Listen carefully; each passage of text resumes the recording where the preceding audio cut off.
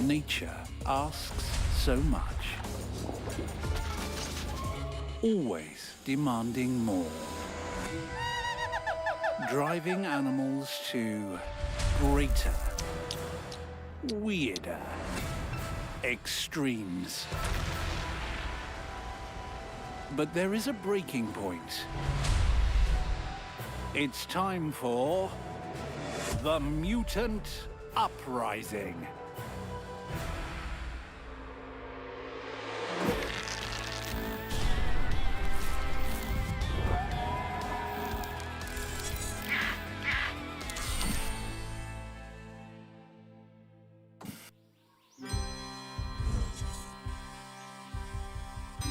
In India's Western Ghats, a king cobra is on a quest to find a queen.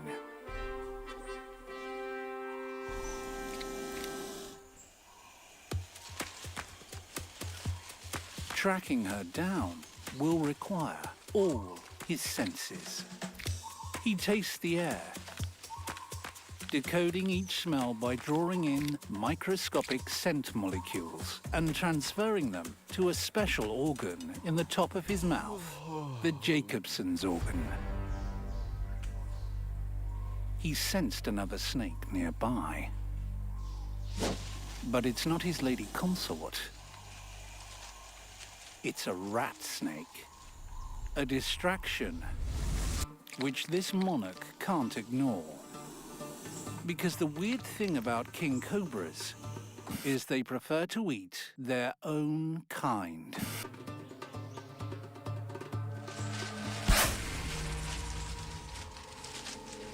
He delivers a lethal dose of neurotoxic venom with his fangs.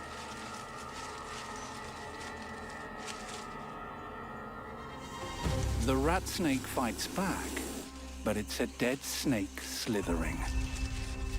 Because one bite from the king cobra can contain enough venom to kill an Asian elephant or 20 adult humans. Eventually, the venom will paralyze its breathing, causing it to suffocate. That's if the king doesn't eat it alive first. As he settles down to finish his meal, his venom will be digesting the rat snake from the inside out. He'll absorb everything, including the bones and scales. But his quest for a queen will have to wait, because digesting this meal will take around a week. Until then, we'll let him rest.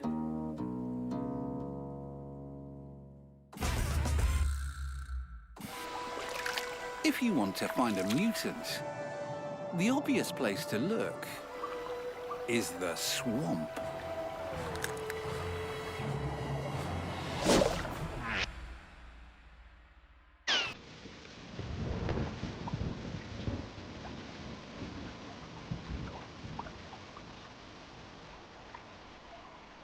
This Japanese tree frog might look like your average frog, but he's special. He's a sole survivor, the last of all his siblings, and he went through a real ordeal to get here.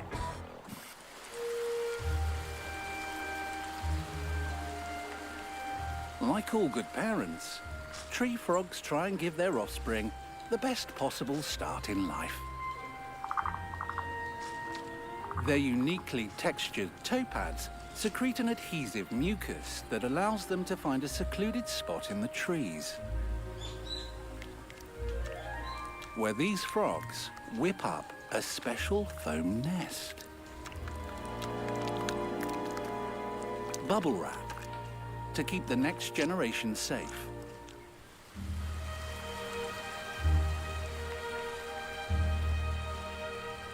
Safe from what?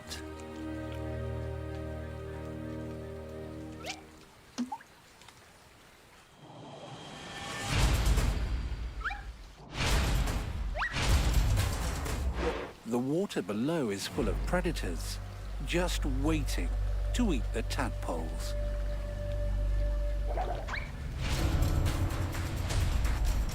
Most of these tadpoles won't make it to adulthood. But not our hero. He's special. He survives and grows strong on a diet of algae.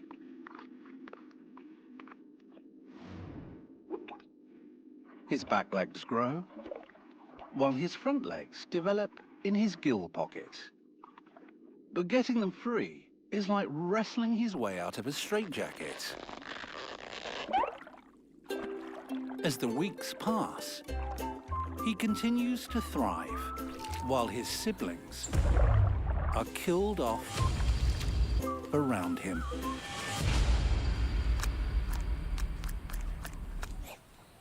Until it's just him, the special one. And now, it's his turn. He forsakes his vegetarian lifestyle and eats everything that fits in his mouth.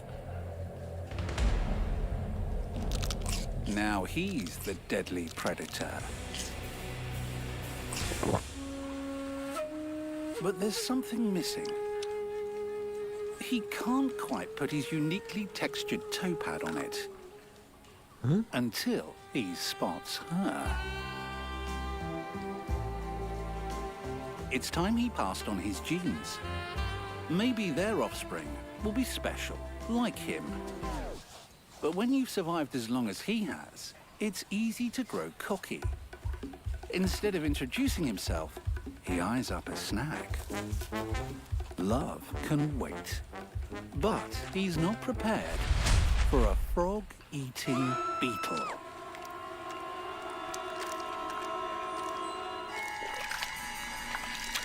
His death will be a slow one, as the beetle begins eating him alive. How did it all go so wrong? He was supposed to be special.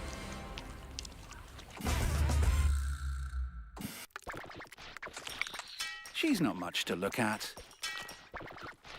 But one day, she'll be a dazzling beauty. But that's the future.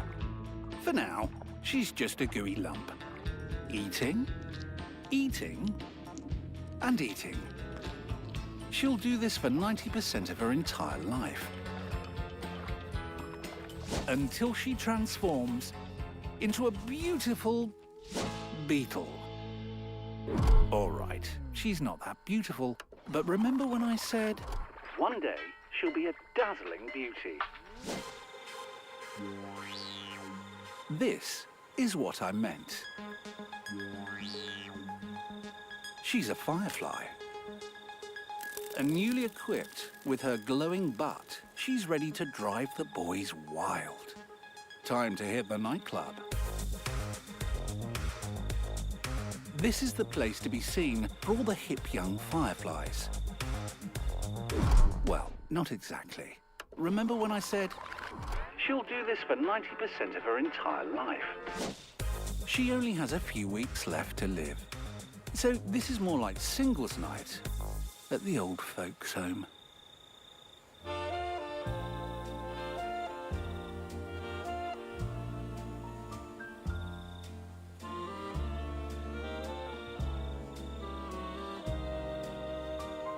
The ladies are demure, sitting to the side and watching while the men strut their stuff.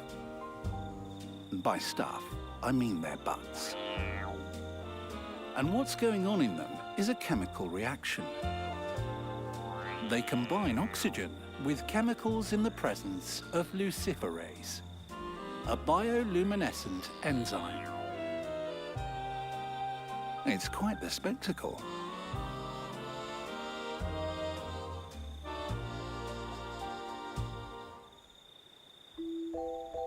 With less than a month to live and the nights ticking by, you'd think she'd be in a rush. But she's quite choosy. If she flashes her light, it means she's seen a gentleman she likes. But she wants one with vim and vigor. She must have her eye on someone. he lands nearby. And by flashing back and forth, they get to know each other. Until the lights go out. Unfortunately, we don't have any footage of this particular moment. So, here's another elderly firefly couple. The male uses his tarsi to tap the female for a few minutes. This seems to be crucial foreplay before copulation can occur. But he won't be her only suitor. She'll mate with multiple partners and make the most of the time she has left. And when she's ready, she'll lay her eggs. After which, she'll die.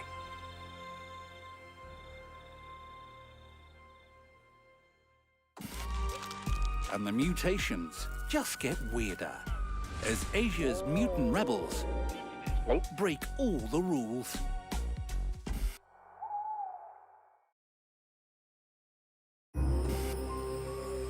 There's a strange land where nothing is constant but change itself.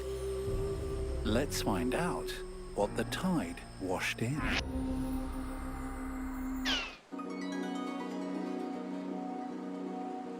Ah, the golden sands of Thailand. The perfect place to relax under the tropical sun. Or you could be a sand bubbler crab on a deadline. Before the tide comes in, they need to make balls. Lots of balls. Of course, it's not really about the balls at all. It's about food. The crab's mouthparts are like tiny dishwashers. As they scoop the sand into their mouths, they're cleaning and eating tiny creatures that live in the sand, known as myofauna. It's kind of like licking the dishes clean. Once they're done, they form the sand into neat little balls and put them off to the side, like piles of clean dishes. Talk about OCD. It's a habit that prevents them from going over the same sand twice. Just give them a couple of hours, and they can cover an entire beach. And when the tide washes back in, the myofauna will be replenished, and the dishes will be dirty once more.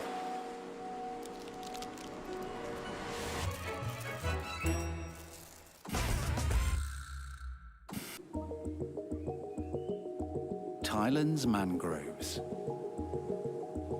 A dynamic environment where the forest meets the ocean.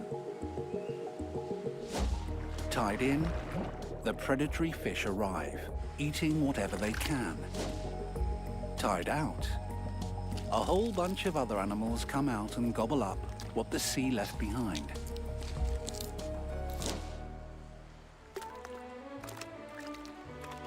The mud skipper is on the tied-out shift. And he's house-proud.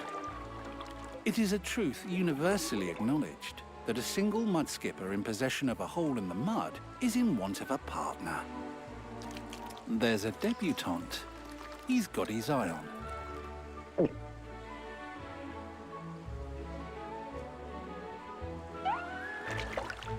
So, he keeps his hole clean. Problem is, with so many chores to do, it's hard to find the time for courtship before the tide returns. There's cleaning. And there's eating. He filters microscopic slime that's been photosynthesizing in the exposed mud.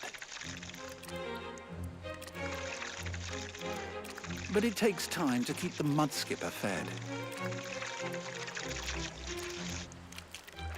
He survives on land by holding water in his gill chamber, replacing it once the oxygen is depleted. similar to a reverse scuba tank. And then his lovely blue spotted skin. He can breathe through that too. All these mutations taken together make the mudskipper uniquely adapted for this environment. But there's more to life than shores. That debutante.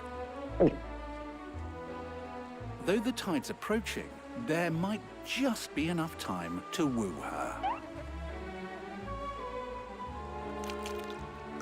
He approaches.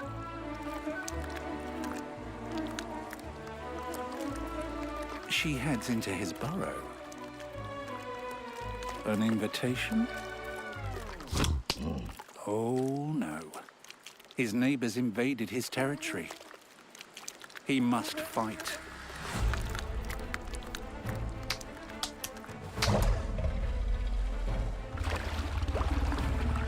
His date watches from the sidelines. But time is running out.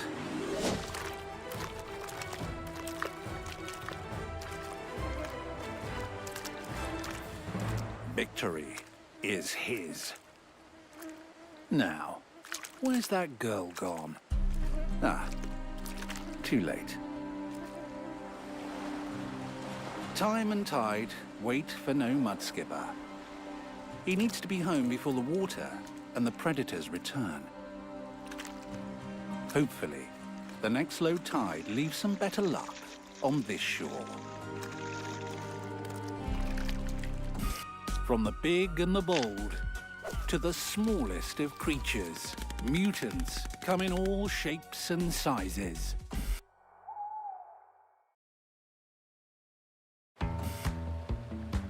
Mutations can help increase a creature's chances of survival. Take bears, for example. Their mutations have made them big, strong, and good at hunting. Overall, they're pretty awesome. Their cousin, on the other hand,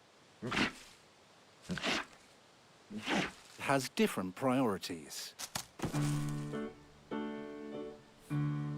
Compared to the rest of his family,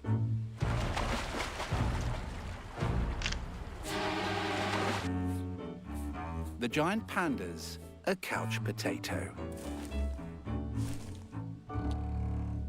I mean, just look at the guy.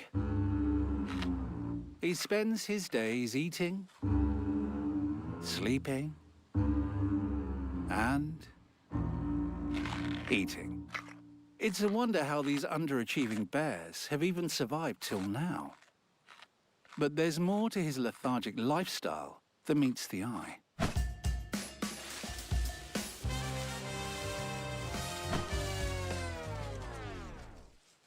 He's waiting for this babe. Because she's only up for mating once a year for just 3 days. Until then, he bides his time. He's lucky his mutations have adapted him to do as little as possible. With a metabolism equal to a sloth, he expends less than half the energy of other animals his size. He doesn't even bother to hunt his food anymore. He's a vegetarian. And dines almost exclusively on bamboo. But it's junk food, low in nutrients. So he needs to spend up to 16 hours a day eating. But that's all right. He's got nothing to do while he waits until his mate is ready.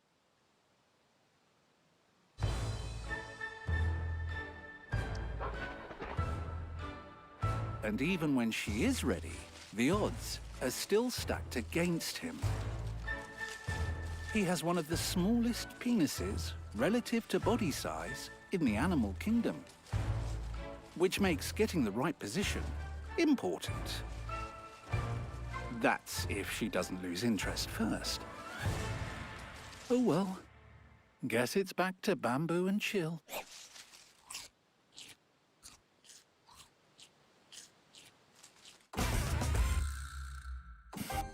The world of insects is a stronghold for mutant rebels.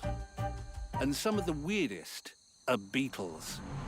So, let's celebrate them in all their freaky, creepy, quirky glory.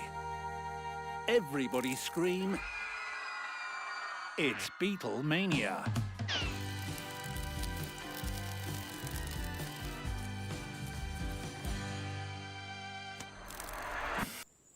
Meet the burying beetle.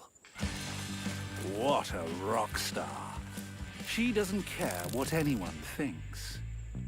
She likes what she likes, and receptors on her antennae help her find it. A dead mouse. Mmm, delicious. Left out in the open, it would start decomposing in a matter of days. However, she's got other plans for it. With Herculean strength, she's capable of shifting a body 200 times her size. An ability which she uses to get it home. Where she's going to bury it. We don't have footage of this species burying a body, but we didn't want you to miss out. So here's a Scottish beetle doing nearly the same thing.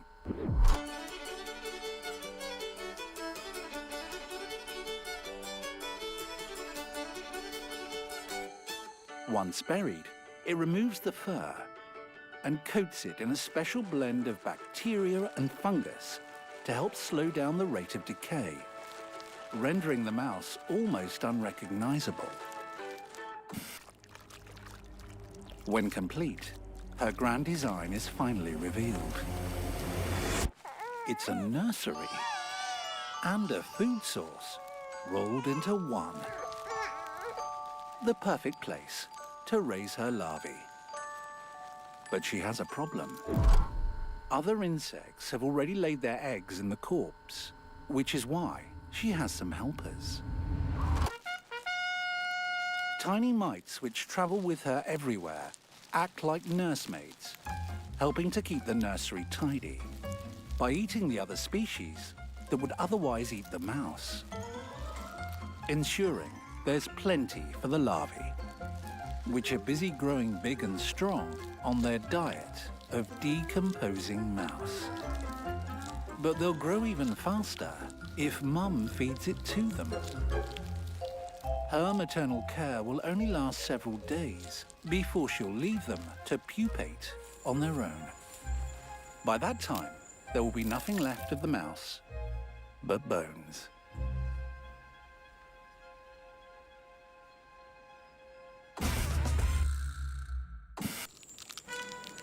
When it comes to mutant beetles, there's one that's the undisputed rock star of weird.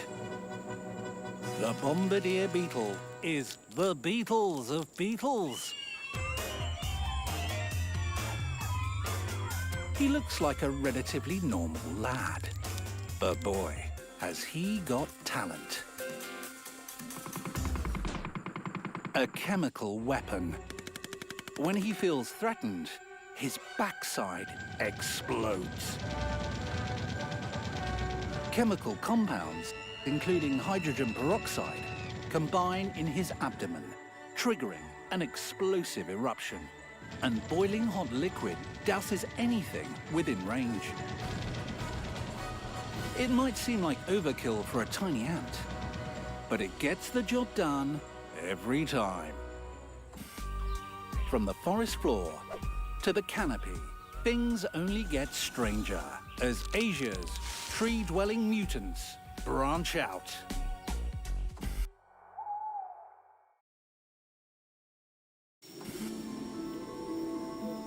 The rainforests of Indonesia. Paradise. Plentiful moisture. The equatorial sun beats down all year round. Plant growth is supercharged, and animals thrive. But there's a problem with paradise. Everyone wants to live there. What we see as unique and beautiful is the result of evolution being forced into overdrive and finding smaller and smaller niches in an attempt to cling on to life. If you want to survive here, you need to mutate. Welcome to the mutant forest. The island of Borneo. Home to the tallest tropical trees in the world. But their height poses a new problem for the animals to solve. Any animal that wants the fruit in the canopy must learn to climb.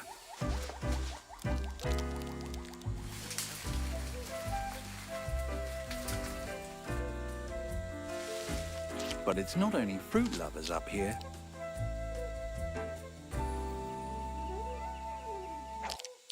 Meet the Draco lizard.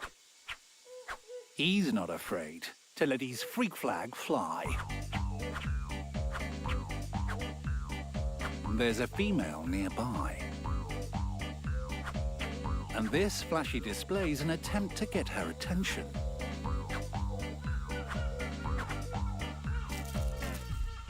But it's caught the eye of another. A paradise tree snake.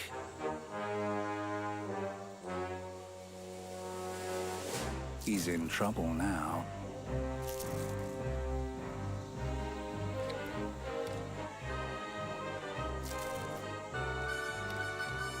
High in the canopy, there's nowhere to run.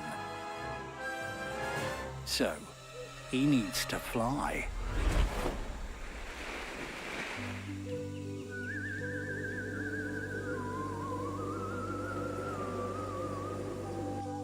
The Draco's got his own wings, which allow him to glide to safety. Except this time, it's not that simple.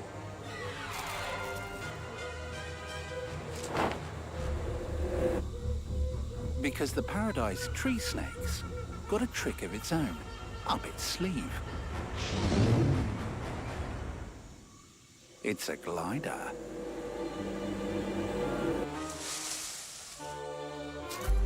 All it needs to do is change its body shape. Splaying its ribs flattens it out like an aircraft wing. Weaving through the air helps with stabilization, allowing it to glide over 300 horizontal feet. Fortunately for the Draco lizard, the snake's not as adept at landing. All the lizard needs to do is make a few more jumps. And he's home, scot-free.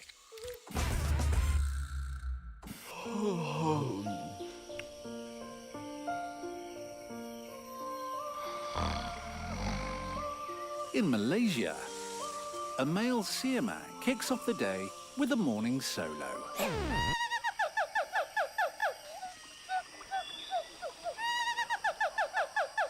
Thanks to an inflatable throat sac the size of his head, these soothing sounds can be heard over a mile away. Loud enough to wake the whole neighborhood. A noisy neighbor. His smaller cousins, the Lar gibbons, have a less conspicuous throat sac and aren't as loud. Instead, they have a complex vocabulary, almost worthy of being called a language.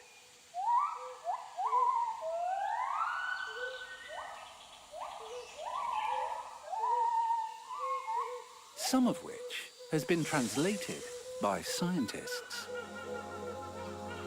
This mated pair's duet means something along the lines of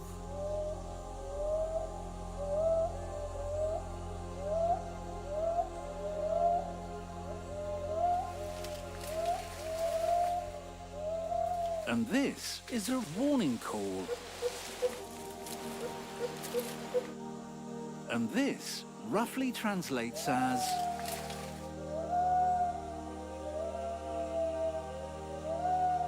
scientists believe that their calls could give us a clue as to how our own language capabilities began. But for the gibbons, it gives them an edge over the competition. And we won't translate what was said there. Naughty. Forget about survival of the fittest. This is the survival of the weirdest.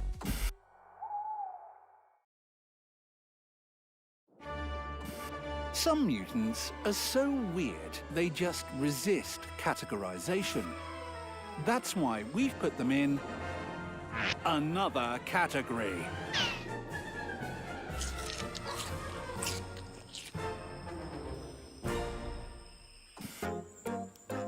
Check out this mutant. She has many names.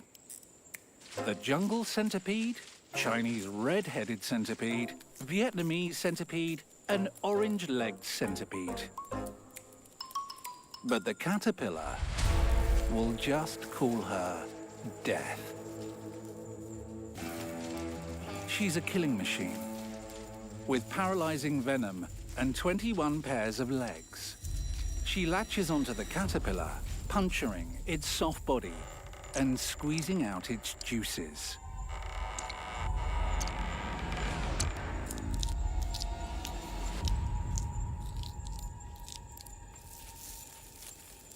If having that many legs wasn't weird enough, each pair is controlled by its own bundle of nerves, called ganglia, which act like individual brains. So even if she were to lose her head, her body would carry on marching. But she's not just a mindless killer. She's doing all this for her family. But before she can begin one, she needs to feed. Which is where all those legs come in handy. They help her to take down large prey, like this lizard. Modified front legs serve as fangs. But all of her legs are capable of drip-feeding a toxic cocktail into the puncture wounds. Her venom gets to work interrupting the signals from the brain, which tell the heart to beat. It only takes half a minute. Her kill attracts dinner guests. Once she hits her calories, she lays her eggs in a dark burrow.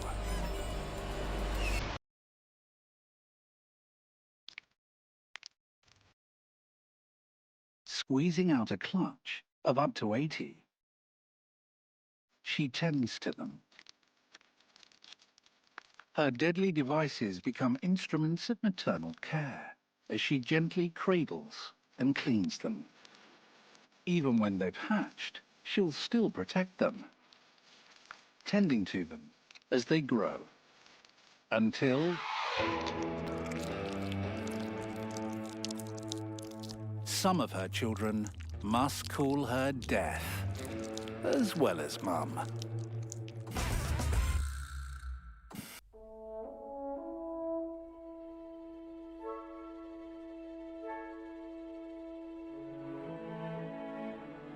What does space have in common with this rice paddy field? Japanese rice fish. Sometimes it's the most seemingly normal creatures that are the weirdest. I mean, other than the fact that you can see their vital organs through their skin, they're pretty normal fish. Fins, gills, all the usual stuff. You're probably asking, what's such an ordinary fish doing in this episode, when we could have shown you this fish, or this one, or... But no. We're looking at this one.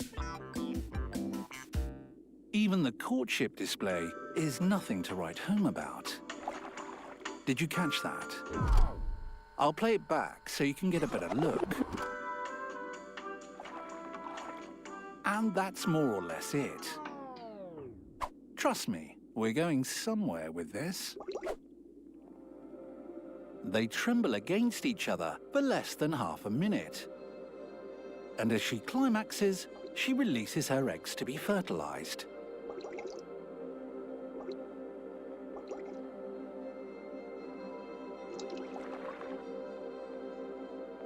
She cradles them between her fins until she finds a safe spot to leave them before she heads off to rest. From here on out, these little guys are on their own. They'll spend the next 2 weeks in the safety of their eggshells before they'll head out into the world to explore for themselves. And thanks to a transparent membrane, we can watch the miracle of life develop before our eyes. But this is where things get weird. Because by the time this little fella's ready to pop, he'll have hundreds more brothers and sisters on the way. His mother will mate every day from spring till autumn and produce up to 3,000 eggs. It's this exhaustive breeding regime, coupled with their see-through skin, which makes these little mutants perfect for scientific examination. Which brings us back to space.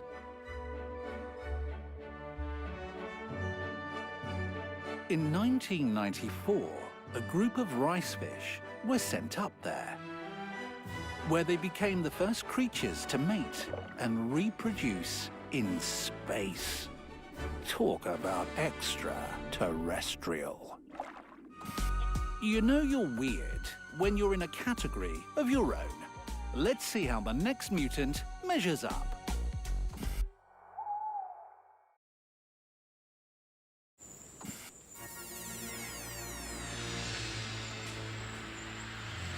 In Malaysia, one mutant is about to complete a radical transformation.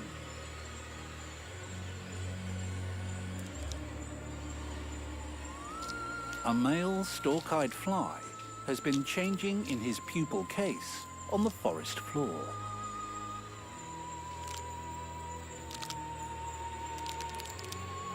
It's time he unleashed his weirdness on the world.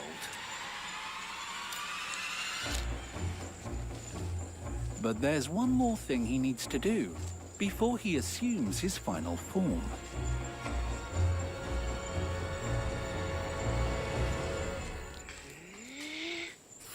He swallows mouthfuls of air and forces it into his head. The pressure builds, forcing the air into his eye stalks. All it takes is 15 minutes, and they are fully engorged.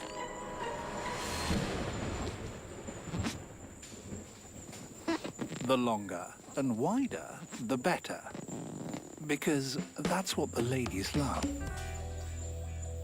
Once his body's hardened, he's ready to put his eyes to work.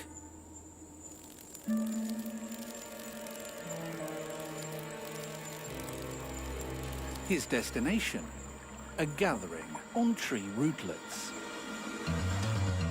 where it's time for a showdown.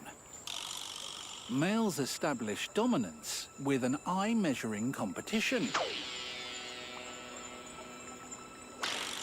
comparing stalk length. The first challenger is no match.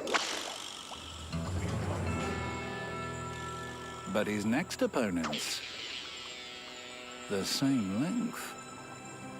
If he wants the chance to mate, he's going to have to fight for it.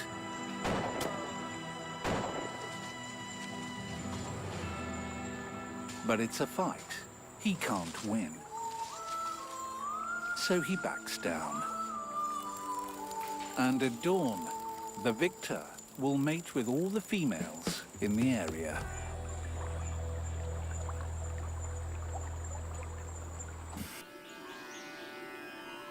Remember our King Cobra? Well, it's been a week, and he's finally finished digesting his meal. It's time to get back to his quest.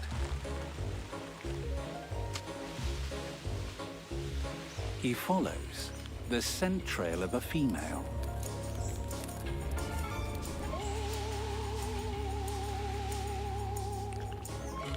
But when he finds his lady, she's not alone. If he wants to claim the queen for himself, he's going to have to duel for her.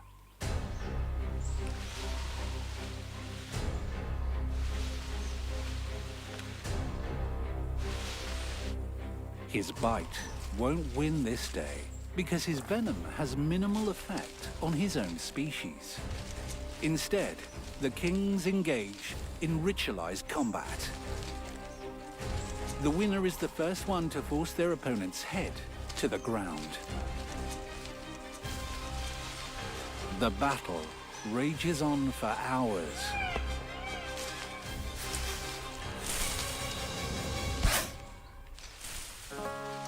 Until finally, his rival concedes defeat. Victorious, he turns his attention to his new queen. He's won the right to mate with her, and with sweet kisses and gentle nudges, he courts her. But his charms won't work on her. She's already mated with his defeated rival and wants nothing to do with him. The king doesn't take her rejection well. She's not completely immune to his venom, and he overpowers her with his size and superior strength. But death does not come quick. And even as he begins swallowing her, she fights for her life. With the last of her strength, she tries to twist free. But within an hour, the queen is dead.